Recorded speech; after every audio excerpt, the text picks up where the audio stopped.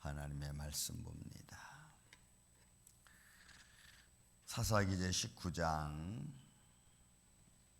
우리 19절부터 좀 긴 말씀이지만 15절까지 말씀을 교독하겠습니다. 사사기 19장 1절부터 15절입니다. 이스라엘의 왕이 없을 그때에 에브라임 산지 구석에 거류하는 어떤 레위 사람이 유다 베들레헴에서 첩을 맞이하였더니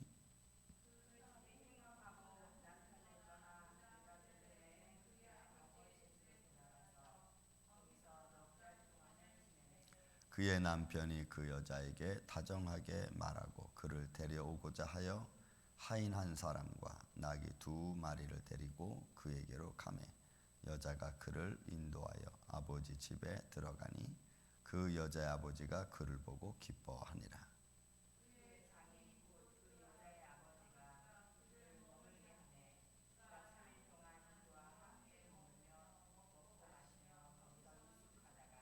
넷째 날 아침에 일찍이 일어나 떠나고자 하매 그 여자의 아버지가 그의 사위에게 이르되 떡을 조금 먹고 그대의 기력을 돋은 후에 그대의 길을 가라 하니라.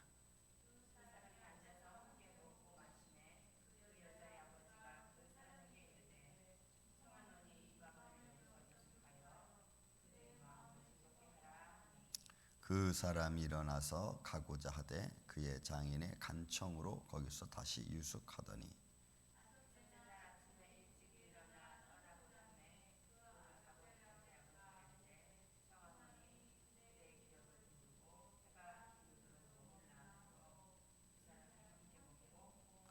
그 사람이 첩과 하인과 더불어 일어나 떠나고자 하매 그의 장인 곧 그의 여자의 아버지가 그에게 이르되 보라 이제 날이 저물어 가니 청하건대 이 밤도 유숙하라. 보라 해가 기울었느니라.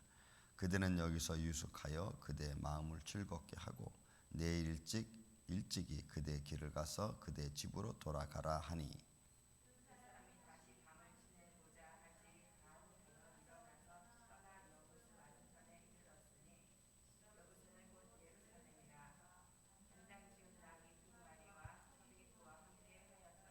그들이 여부스에 가까이 갔을 때에 해가 지려 하는지라.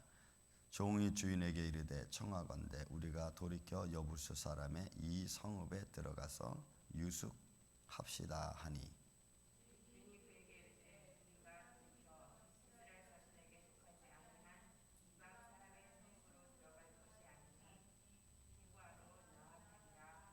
또 그 종에게 이르되 우리가 기브아나 라마 중 한 곳에 가서 거기서 유숙하자 하고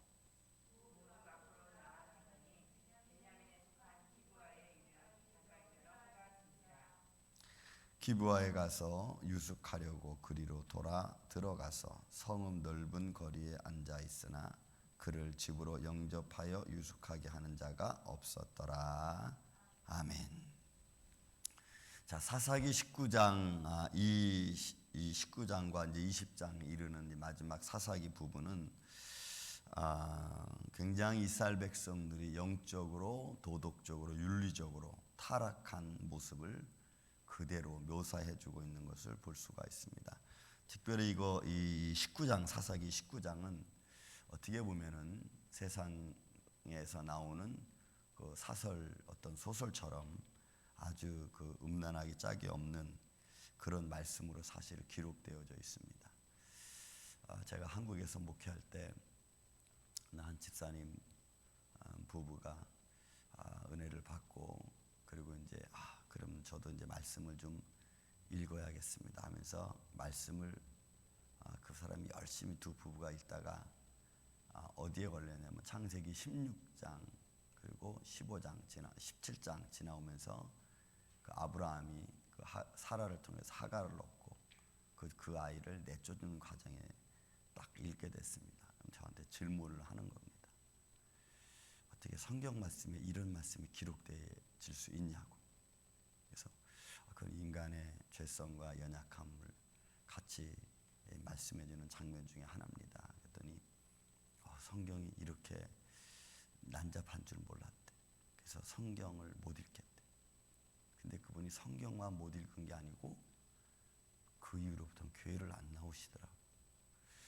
그래서 이게 참 어떻게 뭐 가서 이야기를 하고 해도 난 성경이 그런 책인 줄 몰랐다 그러면서 막 부정을 하시는 거예요. 여러분, 성경은 정말 좋은 것만 기록된 것은 아니에요. 인간의 죄석 민낯 그대로를 다 기록하고 있습니다.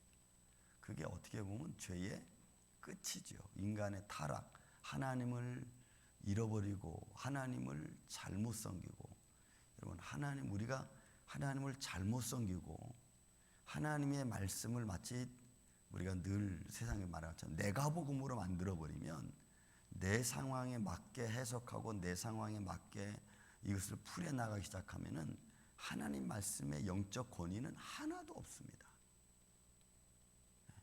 그리고 다 내 상황에 맞게끔 해석해야 되기 때문에 그때부터는 하나님의 권위가 아니라 내 권위고 내 삶에 맞는 말씀으로 내가 바꿔놨기 때문에 굉장히 위험하죠. 그래서 한때는 저도 어렸을 때 그런 말 많이 들었습니다. 성경이 귀에 그면 귀걸이, 코에 그면 코걸이. 그 말씀만 이렇게 딱딱딱 따가지고 자기 상황에 맞게 설명을 해가니까. 그러면 이게 굉장히 위험한 거죠. 여러분, 지금 이 사사시대가 마치 그런 시대입니다. 이게 19장 1절 말씀을 원문으로 보면요, 이 레위 사람이 유다 베들레헴에 가는 첩을 맞았다는 이 구절을 보면요, 이 레위 사람, 이 제사장 이 사람은 굉장히 좀 난잡한 사람. 그러니까 하나님의 실로라는 하나님 집에 하나님 장막이 있고 또 레위 사람이 거기 또 거주하기도 했겠죠. 왜? 하나님의 장막이 거기 있으니까. 그리고 그 당시의 제도가 얼마큼 이게 바뀌어졌는지 모르지만 항상 하나님의 성막에는 그 성막을 보조하는 레위인만 있었고 여인들도 있었습니다. 근데 그게 후대에 이제 그리스와 또 이런 그 신전으로 내려오면서 에베소 신전으로 내려오면서 여러분 AD 1세기 시대, 2세기, 3세기 내려오면서 여러분 타락해 가잖아요. 교회가 신전이 타락해져 가잖아요. 다 어떤 그 모습이 있는 거예요. 그 영향이 다. 그래서 첩이 있었으면 첩을 맞이했어요. 이 레위인이. 그리고는 그 첩이 행음하고 남편을 떠나 유다 베들레헴 그리고 자기 집 아버지 집으로 도망을 갔습니다. 그러니까 이 레위인 제사장이 그런 인생을 살다 보니까 그런 여인을 만나고 그 여인도 역시 마찬가지로 이런 그 행음하는 여인이었어요. 여러분, 호세아서 고라 자손들 나오잖아요. 그러니까 이게 이 행음하는 여인을 만났고 그 여인은 아마 남편이 이런 모습에 이제 좀 지겨웠던 거겠죠. 그래서 떠나서 자기 아버지 집으로 가서 넉 달을 거하게 됩니다. 넉 달을. 그러니까 얼만큼 레위 사람이 하나님의 말씀과 성막을 지켰고 성막에 봉사하는 사람이 레위 지파 족속들인데 그런 하나님의 어떤 임재, 영광 이런 걸 거룩함을 다 잃어버리고 나니까 자기 마음대로 살아가는. 여러분, 오늘날 이 모습은 오늘날 교회 모습과 여러분 다를 바 없어요. 오늘날 우리가 하나님의 영광을 거룩함을 잃어버리면요, 이때나 지금이나 여러분 똑같습니다. 여러분, 도덕적으로 여러분 오늘날 보십시오. 안목의 정욕에 빠져있고 유신의 전욕과 이생의 자랑에 빠진 오늘날의 세상. 그럼 뭐가 다를 바 있겠어요? 하나님의 거룩함을 잃어버리면 여러분 똑같아요. 과거나 현재나 죄성을 가진 인간의 그 욕망은 똑같습니다. 여러분, 그런 모습이에요, 이게. 그래서 그 여인이 이제 아버지 집에 가서 넉 달을 거하는 동안에 3절부터 시작해서 9절까지 그 남편이 찾으러 가는 거예요. 하인 하나 데리고 나귀 2마리 데리고 그리고 가서 그 여인을 자기 부인을 첩을 찾으러 가는 거예요. 찾으러 가서 그 여인에 들어가니까 넉 달 만에 온 자기 딸의 남편 사위되는 제사장을 아주 그 장인어른이 그저 아주 기쁘게 맞이해요. 그것은 그 당시의 문화적 배경으로서는 그런 여인은 돌에 맞아 죽는 겁니다, 여러분. 레위 율법에 보면 돌에 맞아 죽어요. 그렇지만 이미 그런 건 다 없어진 거죠, 이제. 여러분, 오늘날 이 시대를 보세요. 이 시대는 이제 모든 것이 다 밝혀졌고 이제는 죄가 아닌 것이 돼버리고만 세상이 돼버리고 말았잖아요. 이제는 죄가 아니고 다 그것은 사회적 현상이고 어떤 인간 그 본질적인 문제에서도 그냥 다 드러나 버리고 말았어. 그래서 죄를 죄로 여기지 않고 그냥 그것은 사회의 하나의 현상, 어떤 생물학적 하나의 현상으로 다 치부되고 말아버려. 오늘날 이 시대가. 그러니까 3절부터 9절까지는 남편이 그 제사장 레위 사람이 자기 첩을 찾으러 갔다가 그 장인의 권유로다가 5일을 머무르게 되죠. 5일을 머무르게 돼.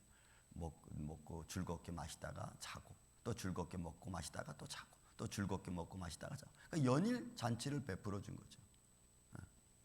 그러니까 이런 모습을 좀 상세하게 여러분이 이걸 보면은 굉장히 난잡한 거예요. 레위 사람도 그렇고 그 여인도 그렇고. 그래서 모든 육신적 기력이 다 쇠해서 그 집에 머물러 있기를 원하는 그 여인의 아버지, 또 그 여인도 마찬가지고. 그렇지만 이 레위 사람이 9절에 보니까 그 사람이 첩과 하인과 더불어 일어나서 떠나고자 하며, 그건 떠나옵니다. 떠나와서 10절에 이하 보니까 그 사람이 다시 밤을 지내고자 하지 아니하고 떠나 여부스 지역으로 쭉 갑니다. 그러니까 유대 베들레헴 쪽에서 이 여부스 쪽은 아직 여부스 족속이, 이 여부스라는 것은 당시 지금으로 말하면 예루살렘 지역입니다. 그 예루살렘 지역이 그 당시에 여부스 족속이 이미 점령하고 있었어요. 그러니까 이 여부스 족속의 땅을 아직도 점거하지 못한 겁니다. 이스라엘 백성들이 땅의 분배를 얻었지만 거기는 아직 점령하지 못한 거예요. 왜냐하면 그 당시에 그 성은 철벽 성과 같은 아주 양쪽이, 이 기름 골짜기하고 흰놈의 골짜기가 딱 양쪽으로 골짜기가 있어가지고 침범하기 어려운 지역이 예루살렘, 지금 말하면 예루살렘 성전이 있는 그 지역입니다. 그러니까 거기를 못 간 거예요. 점령하지 못하고 있었던 겁니다. 근데 이 지금 레위 사람과 이 하인과 여인이 그쪽 여부스 쪽으로 방향을 틀어 가다가 해가 졌어요. 그렇지만 이 레위 사람이 마찬가지로 이방인의 땅에 가서 거하지 말고 이 하인은 이스라엘 땅에 가서 거하자 하고는 돌이키는 것이 어디냐면, 여러분 우리가 본문 12절 13절 나왔듯이 기브아라고 하는, 이거 베냐민 족속입니다. 베냐민 족속. 그러니까 우리의 삶 속에서 우리가 하나님의 말씀을 가지고 살아가는 오늘날 이 시대를 바라보면서 저와 여러분, 그래서 이런 이 삶의 과정 속에서 하나님의 말씀을 우리가 가까이 하지 않아. 우리가 여기 우리 문 입구에 써 있죠. 디모데후서 4장 5절에 있는 말씀. 하나님의 말씀과 기도로 너희가 거룩하여짐이라. 계속 말씀을 우리가 먹고 계속 기도를 통해서 우리의 삶을 잘 다독거려 가는 겁니다. 우리의 삶을, 우리 마음을, 우리의 생각을 우리가 잘 우리의 믿음을 다독거려 가면서 부추기면서 이렇게 만들어 가는 거죠. 그것이 말씀과 기도 외에는 없어요. 내 인생의 어떤 기초를 만들고 내 인생의 틀을 만들어가는 것은 말씀과 기도가 나를 잘 부축해주고 토닥거려주고 이렇게 만들지 않으면 여러분 세상에 내놓고는 만들어질 수가 없어요. 세상은 온갖 다 종류의 모습으로 사람을 막 짜집게 하잖아요. 인성을 짜집게 해서 인성이 상황윤리에 맞게, 제가 말씀드렸죠. 이런 포스트 모더니즘 이 사회 속에는 상황윤리가 여러분 최고 아닙니까? 상황윤리에 맞게 신앙생활하고 상황윤리에 맞게 성경 해석하고 상황윤리에 맞게 우리가 나를 그렇게 만들어 놓으면은 거기에 내가 접목돼 살아가다 보면은 절대 신앙의 속으로 들어오기가 쉽지 않아요. 하나님 말씀으로 말씀하고 있는 이 절대 신앙 안으로 내가 상황윤리에 살다가 들어오려면 갑갑해서 못 살아요. 이게 여러분 굉장히 무서운 겁니다. 제가 우리 교회에서 지금 1:1 성경 공부 하고 있는데 여러분 그거 제가 하는 이유가 말씀드렸죠. 오늘날 하나님 말씀의 기초가 뭔가, 그리고 성경이 지금 내게 뭐라고 말해주고 있는가, 성경은 나한테 무엇을 요구하고 있는가, 성경이 말씀해주는 가장 기본적인 원리는 뭔가. 성경이 나에게 들려주는 말씀을 내가 들을 수 있고 분별할 수 있어야 되는 시대가 됐어요. 아모스 선지자가 말한 것처럼 이런 말씀을 찾아도 말씀이 어딘지 알지 못해서 갈팡질팡하는 이 시대의 모습을 우리가 바라보게 되잖아요. 여러분 우리가 성경을 우리 자신 스스로 얼마큼 안다고 보십니까? 저도 잘 몰라요. 그렇지만 알아가려고 계속 노력하죠. 계속 읽고 묵상하고. 그러니까 성경이 우리에게 들려주는 말씀만 내가 정신 차려서 잘 마음으로 관리하고 있으면 절대로 우리는 시험에 걸리지 않습니다. 그리고 온다 할지라도 우리가 잘 피해갈 수 있어요. 피해갈 수 있어요. 자, 기부에 오릅니다. 그렇지만 기부하에 가서 보니까 여러분 이 기부하고 라마라는 것은 나중에 보면 여러분 그 당시 아마 사무엘이 등장했을지 모르겠어요. 왜? 사사가 여기저기 이스라엘 각 지파별로다가 좀 나와 있었으니까. 기부하와 라마 지역은 원래 제사장 성읍들입니다. 근데 거기 들어가서 유숙하고자 하지만 이런 사람들이 뭐 늦은 밤이기 때문에 그를 아직 맞이하는 사람이 없어서 광장에서 기다립니다. 여러분 이것은 이스라엘 백성들의 전통이죠. 광장에서 백성들이 어느 나그네 가서 기다리고 있으면 사람들이 와서 그를 맞이해서 자기 집에 유숙하게 하는 것. 이것은 이스라엘 백성들의 어떤 전통적인 겁니다. 나그네를 대접하는 것은. 그렇지만 늦은 밤에 이 사람들 아직 대접하는 사람들이 없어서 지금 광장에 기다리는 데까지 옵니다. 우리의 삶이 얼마나 하나님 말씀으로 무장해야 되는가. 점점 시대가 가면 갈수록 이것은 철저하게 지켜져야 돼. 어떻게 보면 믿음의 사람들의 삶의 모습이 아닌가 바라봅니다. 오늘 이 아침에 우리 저와 여러분 그리고 임마누엘 교회는 우리가 시대를 좀 바라보고 이 시대 안에서 하나님 내게 들려주는 말씀을 가지고 우리 어떻게 우리 삶을 지켜가고 우리의 가정을 지켜가고 우리의 자손들을 지켜갈 것인가. 여러분들은 열심히 말씀을 읽고 기도하고 또 그 말씀을 그 신앙을 자손들에게 잘 물려줘서 견고하게 쓸 수 있도록 여러분도 쓰고 여러분들의 자손도 쓰고 그래서 믿음으로 승리해가는 이 어렵고 힘든 세상에 믿음으로 잘 정결해가는 이 아침에 저와 여러분 되시기를 주의 이름으로 축원을 드립니다.